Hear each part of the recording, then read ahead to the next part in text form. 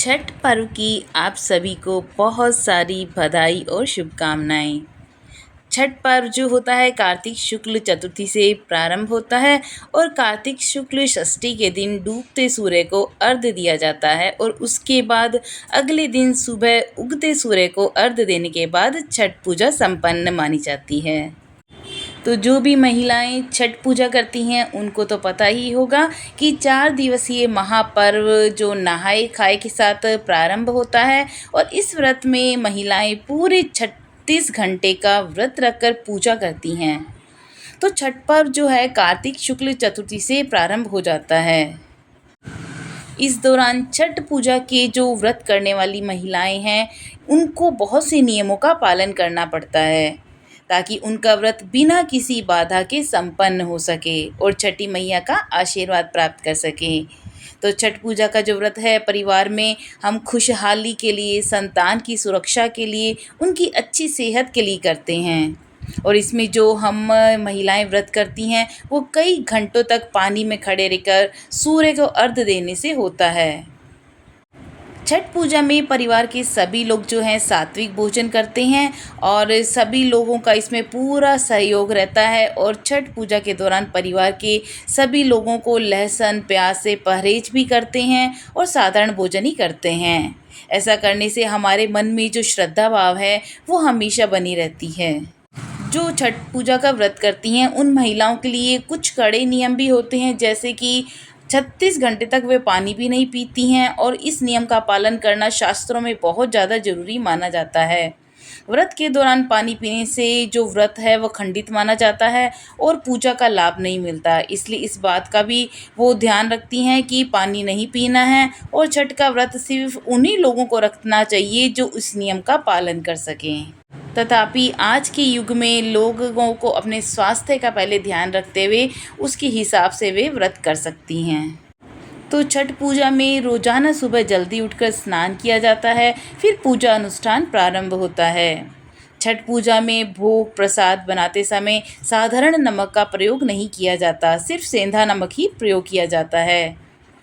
इसके दिन भूल कर भी इस दौरान घर में कोई शराब या मांसाहार भोजन नहीं आना चाहिए और पूजा करते समय भगवान सूर्य और छठी माता को दूध जरूर अर्पित किया जाता है।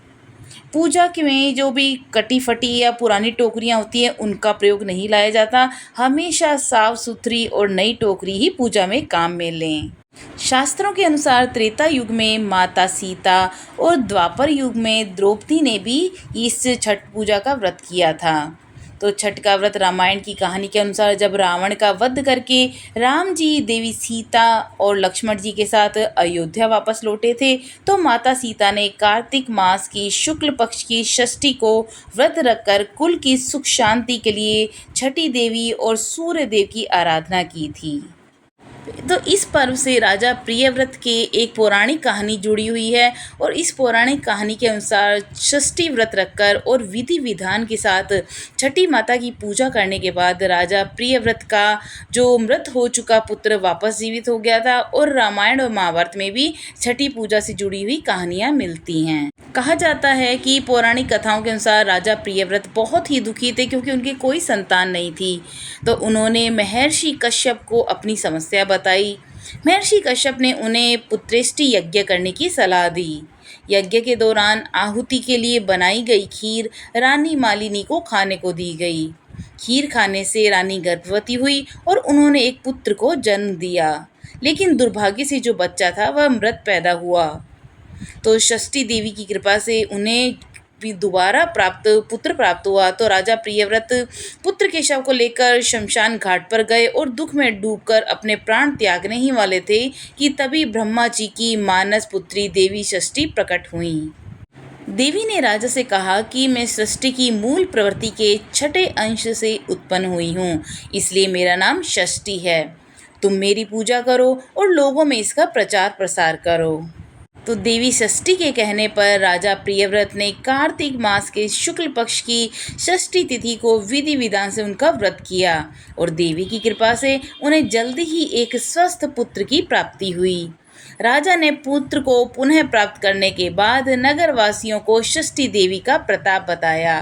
तब से षष्ठी देवी की आराधना और उनके व्रत की शुरुआत हुई।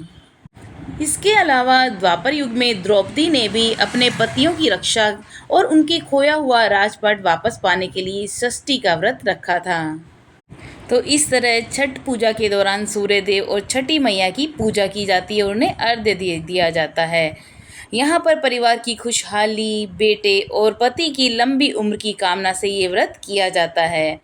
तो एक बार पुनः आप सभी को छठी पूजा का पर्व बहुत बहुत शुभकामनाएं और माता रानी आपकी सारी मनोकामनाएं पूर्ण करें। जय माता रानी।